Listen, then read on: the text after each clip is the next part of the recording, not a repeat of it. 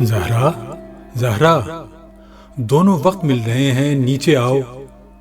کیسی باتیں ہیں تم لوگوں کی جو ختم ہی نہیں ہوتی؟ ارے دن بھر کالج میں دونوں ساتھ رہتی ہو، مگر پھر بھی نجمہ کے ساتھ گھنٹوں چھت پر ٹہل ٹہل کر باتیں کرنا بہت ضروری ہے۔ دادی کی آواز آئی۔ دادی کی آواز سے میری آنکھ کھل گئی، لیکن نہ وہ مظفر نگر والا گھر تھا، نہ دادی، نہ اپنی دوست نجمہ کے ساتھ چھت پر ٹہلنا۔ توبہ ہے، ذرا سی دیر کے لیے بھی آنکھ لگ جائے تو نہ جانے کہاں کہاں کے بھولے بسرے منظر خواب بن کر یوں چلے آتے ہیں جیسے کل کی بات ہو۔ میں نے آنکھیں ملتے ہوئے چاروں طرف دیکھا، لگتا ہے کہ مغرب کی نماز کے بعد یوں ہی ذرا لیٹ گئی تھی تو شاید آنکھ لگ گئی ہوگی۔ میں نے کھڑکی کی طرف دیکھا، میرے اس کمرے کی کھڑکی سے بس مٹھی بھر آسمان نظر آتا ہے۔ باہر نظر ڈالی تو اداس سی شام رخصت ہو رہی تھی۔ لمبی رات اپنی آمد سے مجھے ڈرا رہی تھی۔ بے خوابی کا عجب مرض پیچھے لگ گیا ہے۔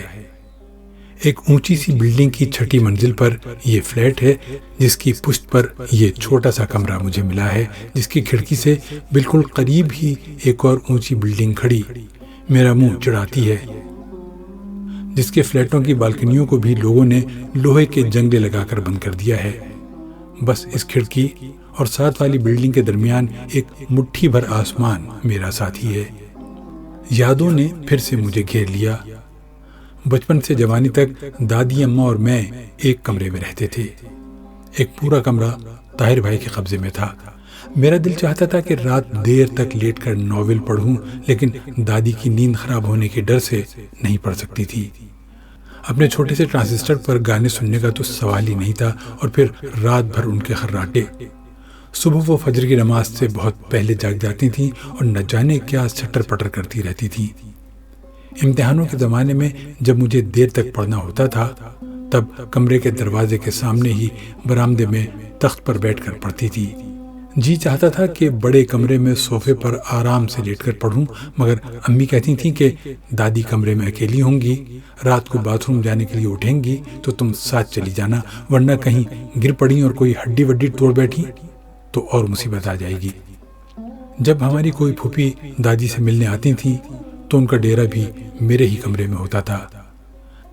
میں بدھ کی شام ریڈیو سیلون سے اپنا پسندیدہ پروگرام بنا کا گیت مالا سننے کے لیے ٹرانزسٹر لے کر چھت پر جا کر سنتی تھی، مگر تب بھی دادی مستقل پکارتی رہتی تھی۔ کتنا دل چاہتا تھا ایک میرا اپنا کمرہ ہو، صرف میرا، بلا شرکت غیرے، اس کی تنہائی، اس کی خاموشی بس میرے لیے ہو۔ جب تک چاہوں جاگوں، لیٹ کر اپنی پسند کی کتابیں پڑھوں، اپنے پسند کے گانے سنوں۔ اوفو، نہ جانے یہ اتنی پرانی یادیں کیسے یوں چلی آتی ہیں جیسے کل کی بات ہو۔ شادی کے بعد بچوں کی پیدائش اور پرورش کے زمانے میں بھی اکثر یہ خواہش جاگ اٹھتی تھی، میں ہوں اور میرا کمرہ ہو، کسی کی دخل اندازی نہ ہو۔ میری بہو کی آواز نے مجھے یادوں سے حقیقت کی دنیا میں لا پہنچایا۔ وہ میری پوتی سارا کو ڈانٹ رہی تھی، کیا ہر وقت کمپیوٹر پر چیٹنگ کرتی رہتی ہو، باہر نکلو، لو یہ کھانے کی ٹرے دادی کے کمرے میں لے جاؤ، ان کے کھانے کا وقت ہو گیا ہے، پھر ان کو دوا بھی کھانی ہوتی ہے۔ میں سوچتی رہی، جیسے یاد اور خواب پل بھر میں کہیں سے کہیں پہنچا دیتے ہیں، اس صورت سے زندگی بھی گزر گئی۔ شادی، بچوں کی پرورش، بیٹیاں اپنے اپنے گھر کی ہو گئیں، بلکہ کہنا چاہیے پردیس کی ہو گئیں، ایک کینیڈا میں، دوسری سعودی عرب میں۔ وہ تو کہو کہ شوکت میاں کی بہت اچھی ملازمت ہے ہندوستان میں، اس لیے بڑھاپے میں اس کا ساتھ ہے۔ اپنا چھوٹا سا گھر ہمارے میاں نے بنایا تھا بریلی میں، جہاں وہ کالج میں پڑھاتے تھے۔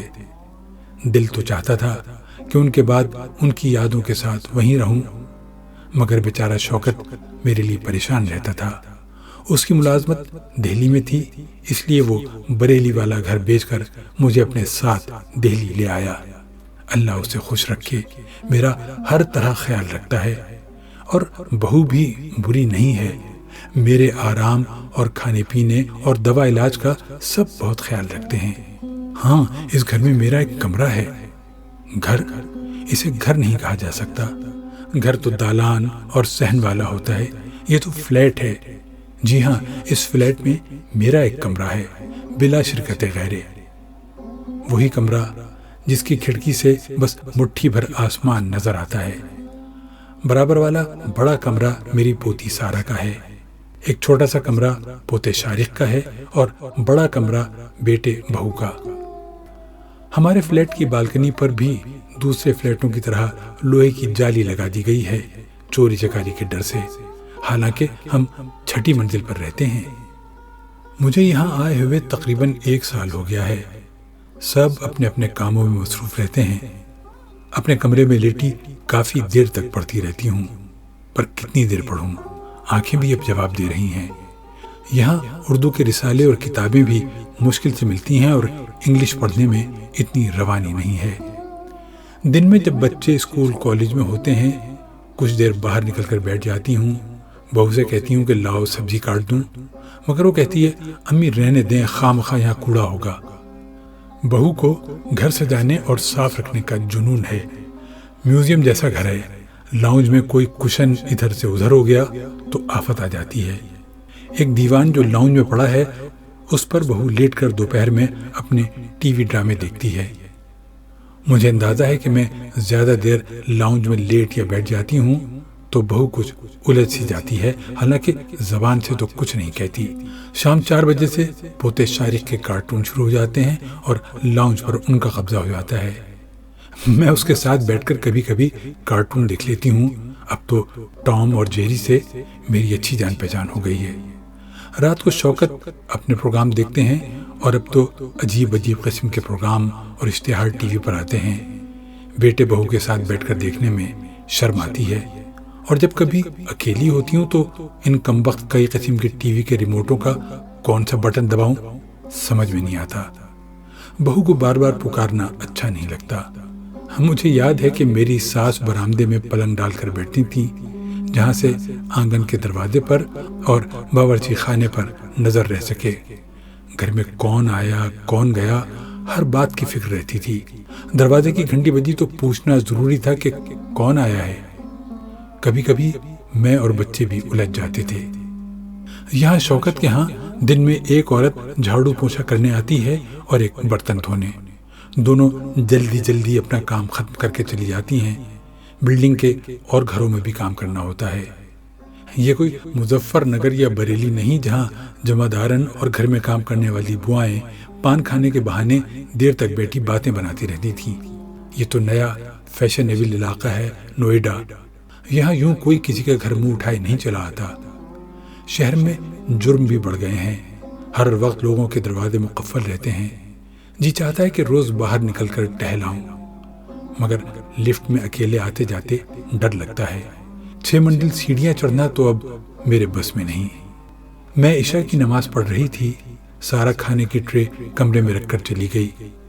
باہر لاؤنج میں شوکت ٹی وی پر کوئی سیاسی تبصرہ سن رہے تھے، بہو کچن میں تھی۔ ڈائننگ ٹیبل پر پوتا اپنے اسکول کا کوئی پروجیکٹ بنا رہا تھا۔ سامان بکھرا ہوا تھا، ورنہ میرا دل چاہ رہا تھا کہ باہر بیٹھ کر کھانا کھاؤں، لیکن کمرے میں بیٹھ کر ہی کھا لیا۔ کھانا کھانے کو جی تو نہیں چاہ رہا تھا، مگر دوا کھانی تھی، اس لیے کچھ تو کھانا ہی پڑا۔ سوچا ٹرے اٹھا کر کچن میں رکھ دوں۔ کمرے سے نکلی تو پائیدان میں پاؤں الجھ گیا اور ٹرے گر گئی۔ شکر ہے کہ میں نہیں گری، ورنہ کوئی ہڈی ٹوٹ جاتی تو اور لینے کے دینے پڑ جاتے۔ ہنگامہ سا ہو گیا۔ شوکت گھبرا کر اٹھا، اماں کیوں آپ کام کرتی ہیں، کوئی ٹرے لے جاتا۔ بہو دوڑی آئی، سارا کو سخت ڈانٹ پڑی۔ میں چور سی بن کر کمرے میں چلی گئی۔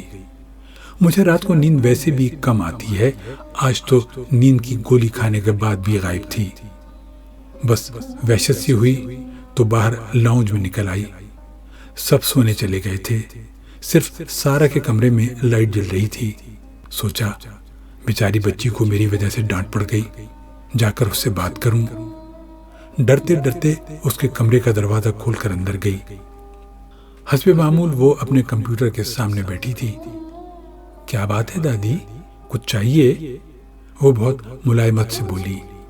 میں سوچ رہی تھی کہ اس کا منہ پھولا ہوا ہوگا یا وہ سمجھے گی کہ میں اس کی ٹوہ لے رہی ہوں، کہیں چڑ نہ جائے۔ اس کے لہجے نے میری ہمت بڑھائی۔ میں اس کے پلنگ پر بیٹھ گئی۔ کمرے کا جائزہ لیا. صاف ستھرا سجا بنا کمرہ کبھی میں نے غور سے دیکھا ہی نہیں تھا. سارا بیٹی سوری، تمہیں میری وجہ سے ڈانٹ پڑ گئی. میں نے کہا. سارا بولی دادی آپ سوری کیوں کہہ رہی ہیں، میری غلطی تھی. میں مزید حیران ہوئی. یہ سارا ہے جس کی کھڑم کھڑم قسم کا انگریزی بولنے کا لہجہ مجھے بہت گستاخ لگتا تھا. میری ہمت بندھی. میں نے پوچھا کیا کرتی رہتی ہو کمپیوٹر پر ہر وقت؟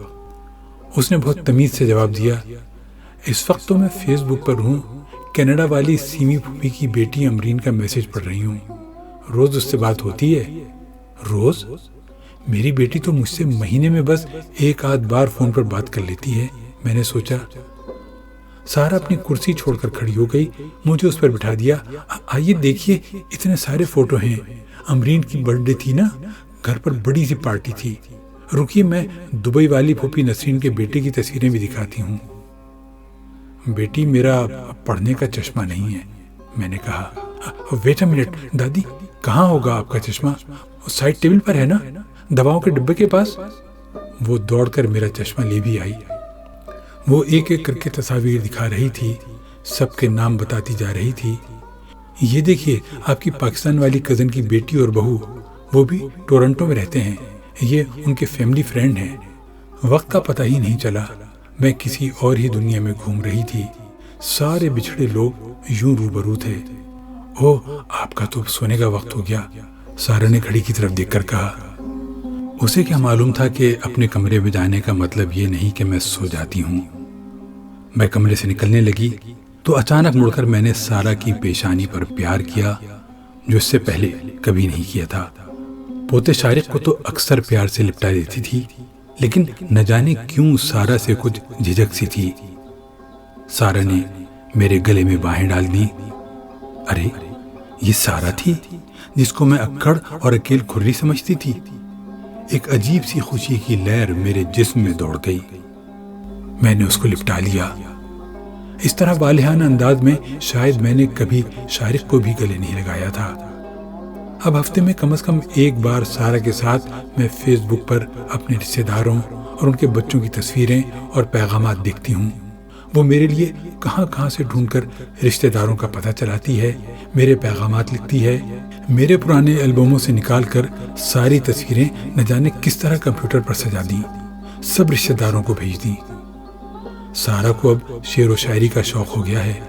مجھ سے پوچھ کر انگریزی رسم الخط میں اردو شعر اپنے دوستوں کو بھیجتی ہے. وہ حیران ہوتی ہے کہ اتنے شعر مجھے کیسے یاد ہیں. اسے یہ جان کر بہت حیرت ہوئی کہ مجھے انگریزی بھی آتی ہے.